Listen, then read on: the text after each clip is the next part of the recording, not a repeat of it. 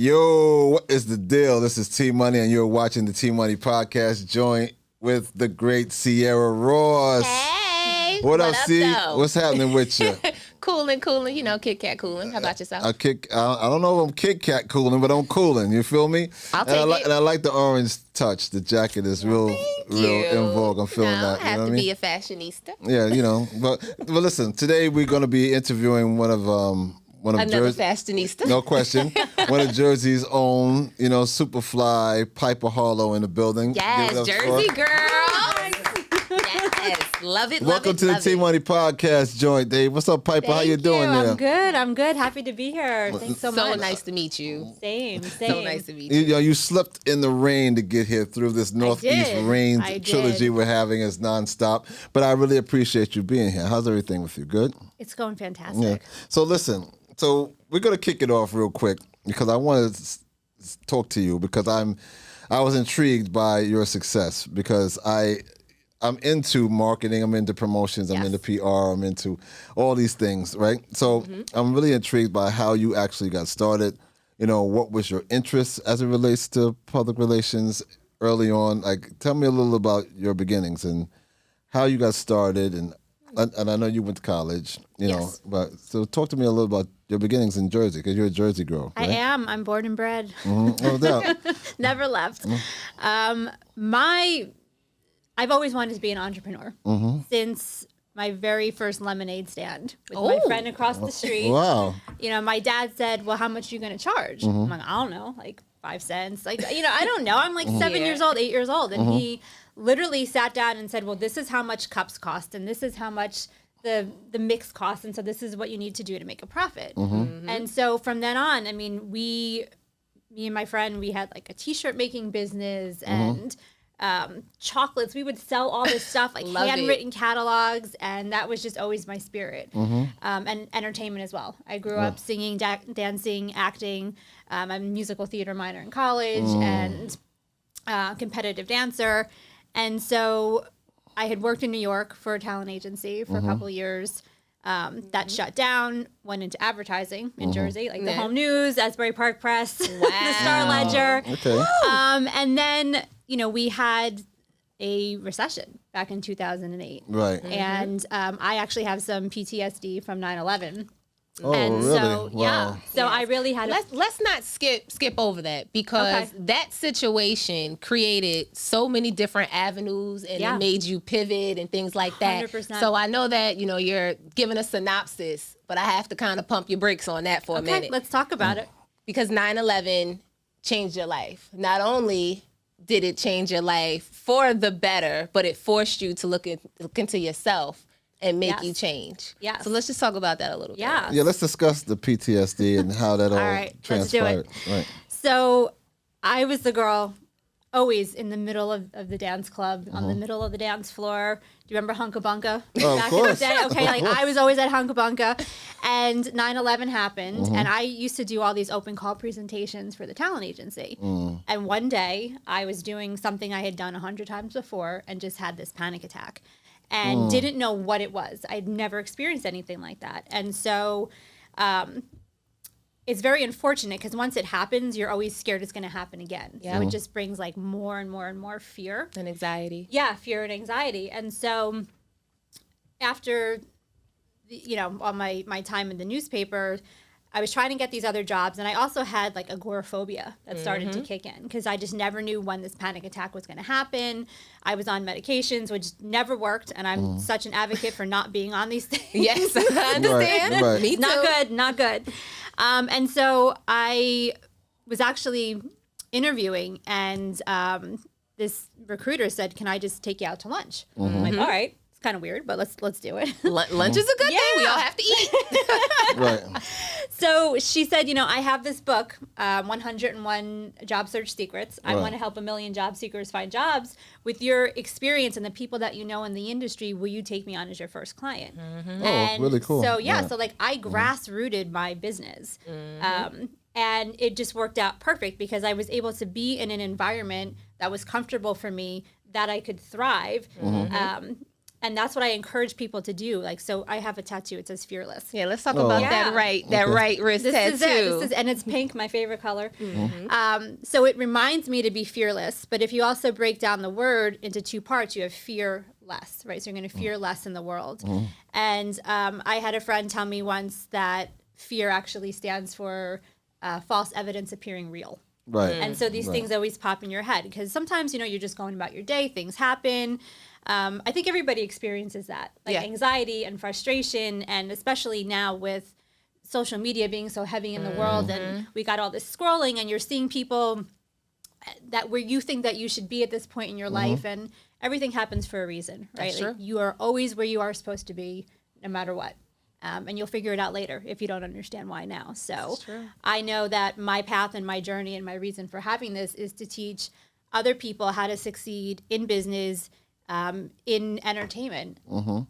If you have something that might be standing in your way. I don't like to call it a disability because I don't think that it is. It's just a different way of having to live life. It's totally funny how things happen, right? Yeah. You know, it's something that you're going through, and then you're able to actually share it with the world and teach them that, you know, this is nothing that can stop you. You just need to move forward, which is super. You know what I mean? And we have to commit. Give it up for her for that. I commend you for being tenacious. Because that's crazy right there. Thank you. Because that's crazy. You know how hard that must be? I mean, salute to you. It took a lot of time. And, you know, I did a lot of, I even saw like hypnotherapists, all of this stuff. I used to not be able to go into buildings that were more than one story, restaurants, supermarkets, all that. Oh, really? Wow. And yeah, it's just crazy how. So you didn't fly at all? I still haven't flown. Wow. For how long? Almost 22 years. Oh, wow. That's amazing. Yes. So you need your own bus. You need your own bus like John Madden. Jet. Yeah, no question. That's what I need. Unbelievable. So let me tell you. So this is, as you well know, this is a hip hop music and pop culture type of podcast. Yes. So and in asking you on, I know you're so involved in PR and entertainment on a whole nother level. I mean, we talk about your work with the ballet and everything else, but we'll get to that later. But now I want to ask you a question in regards to your affinity for hip hop. Yes. Do you even listen to it? Is it in your playlist? Oh my God! Do you want to see my phone right now? Are you part of? Are you a vibe? Do you vibe with the culture? I'm What are your from South genres? Plainfield. I'm an Italian girl. I might be blonde right now, but I am not a real blonde. Right. Okay. I used to win the dance contest at Hunga Bunga all the time. So, Up on stage. what's your favorite 90s rap song? Oh my gosh! I know. I'm giving it to you. Girl, you needed to prepare me that before I came in here. It was There's right so off the many. top. Well, we have Biggie. That's what we were listening to in the car. Perfect. Works for us. Like all of them. Now, who you listening to today? The artist from today, I'm You still definitely listening more to of the an old 90s? school, hip hop type Me girl. too. Yes. I'm not really listening to anybody today. I can't understand what's. No idea what they're talking about. Can't understand the fashion. I'm just gonna keep it 100. My playlist probably stops at maybe 08 and under. Well, so listen to me. right Both there. of you Yes. are in the right place because this is what this show is all about.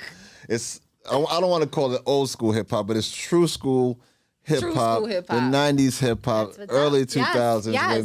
When we fell in love with that. You I know? remember when you were on Yo MTV Raps, and we used to watch that all the time. Yeah, I thank you so much. I thank you so much. They actually released the tapes. Actually, I Did don't they know really? if you know, but yeah, I saw it the other day. I said, "Oh, look at T."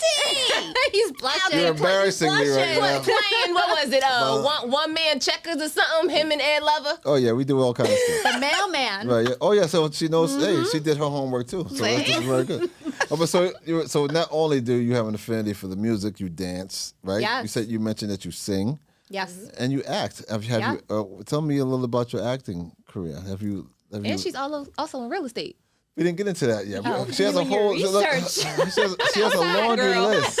She has a laundry list of accomplishments, and on the show today, and I think for the next couple of shows that we're going to be taping, we're going to be talking to positive women in entertainment. So, and we're starting it with you. So I'll just talk to me a little about.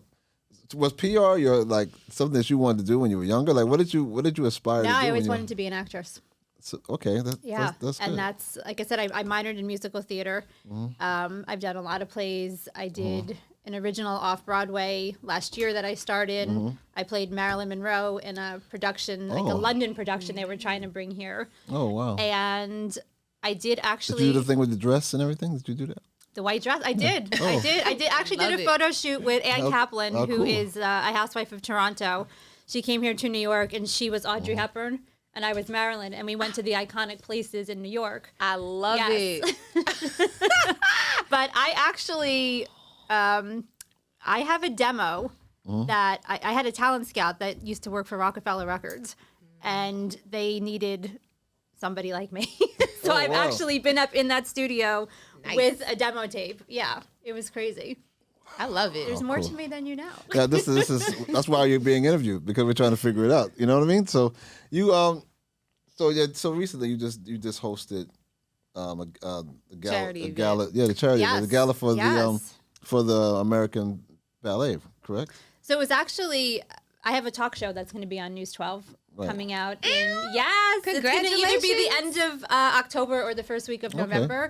And it focuses on entrepreneurship and entertainment. So I really found a way to connect the two. Okay. As a publicist, the hardest thing for me to do is to promote somebody who has a new brand or a new business. And they might not even have enough money to hire a publicist. And like, it kills me when I have to say, no, I can't do that.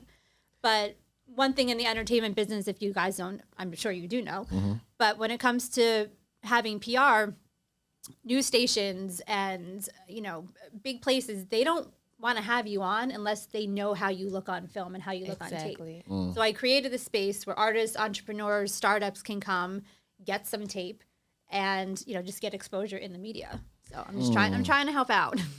Speaking of being a PR, not the question is not necessarily how hard is it, but how hard is it to get your clients to understand that they are a brand and they are no longer a person? Very hard. And so I consider myself a brand specialist, an image specialist, because you are, as an individual, an entire brand. So it's not just about the product, it's what do you stand for, because people aren't going to buy the product if they don't like you and they don't like what you stand for. That's very true. And they have to be able to identify with you, as a product 100%. and a brand, right, without question. And the other thing I always have to say, guys, as a publicist, publicists are not your sales team. Exactly. People always think that. Like, no. Like, my job is to get you out there, to get you exposure. Hopefully that brings more people to buy your product. But you need to have a sales team. Exactly. You have to do the work. So say, for instance, someone out there, now you're talking to our audience, and they're interested in they have a product they want to sell. Okay. Maybe they're the commodity themselves. Maybe they're an artist. Maybe they sing. Maybe they dance. Or maybe they have something physical to sell. Maybe they make clothes, or they're aspiring to open up an alcohol brand or something of that sort. What do you if you like Angels and Cowboys in the building? Give them a little advice on what they should be doing first. Do they have? Is there a booklet or a step-by-step? Publicity for dummies kind of situation. I know that answer. Go to the dentist because you need to get your teeth clean. Just saying, a smile is very important. Wait, did you know about that? With my first event? The first event that I did was a total career makeover contest. Oh, really? And we had the cast of Jerseylicious, and I had a dentist who's actually my dentist now. Oh, wow. Who called me up and said, I want to do the teeth of the two winners, because when you go for a job interview, they look at your teeth. So even if you have the same qualifications as somebody else, if your smile is good and you look the part, you're going to get the job. What if you have false teeth? Does that work? Whatever works, take them in. That's fine. Yeah, Piper girl, we on this. We on this. That's because we live by each other. And we just found that out. This is the Jersey connection, folks. I don't know nothing about that. Salute to Jersey, though. Salute to Jersey. So talk to us now. Like, what's next with you? Okay, you have your show, right? We have the show. Did you tell us when it's coming out? When is it coming out? It's going to come out either the last weekend of October or the first weekend of November. It's going to be on a Sunday at 11 a.m. Okay. But when you were talking about music and entrepreneurship, I think it's so important that if you're in music, you have to look at it as a business. Right. Right? I mean, yes, you're an artist and you're getting out your sound. But if you don't connect with people, if your music doesn't connect, if your story, like what is the human interest story behind who you are and what you're doing? Right. That's what people want regardless to know. of what kind of music you do. It's it doesn't true. matter. And right? if you look at, the most successful people, your Jay-Z's, your Rihanna's, these are brilliant business people. It wasn't just about one song. It's, okay, this music is starting me out, but where am I going to take it from there? Right. And how am I going to make sure that everything ties into each other? Speaking of a brilliant business move that just happened, look at what Beyonce just did. She just did the whole Renaissance tour. The next thing you know, 2 days later, the whole Renaissance tour is getting ready to be in the AMC theaters. Yes. So now you got to go pay to pretend or hope that you see yourself in this movie. Right. So you done spent a bunch of money on the outfit, bunch of money on the ticket. You went and saw the show. Then now you're going to pay again to go see yourself. And that's what it is. That's what it is. Yes. A lot of movies are like that, especially now they're, even the TV shows that you're seeing where it's, like I loved like Cobra Kai, and I know that we didn't pay to see Cobra Kai, but like when you have something that older generations can relate to, right. but you put a younger spin on it, you're going to go buy 4 or 5 tickets because you got all these kids, you got, auntie, everybody coming along. And so it's a strategic business move. No question. That's the smartest thing to do.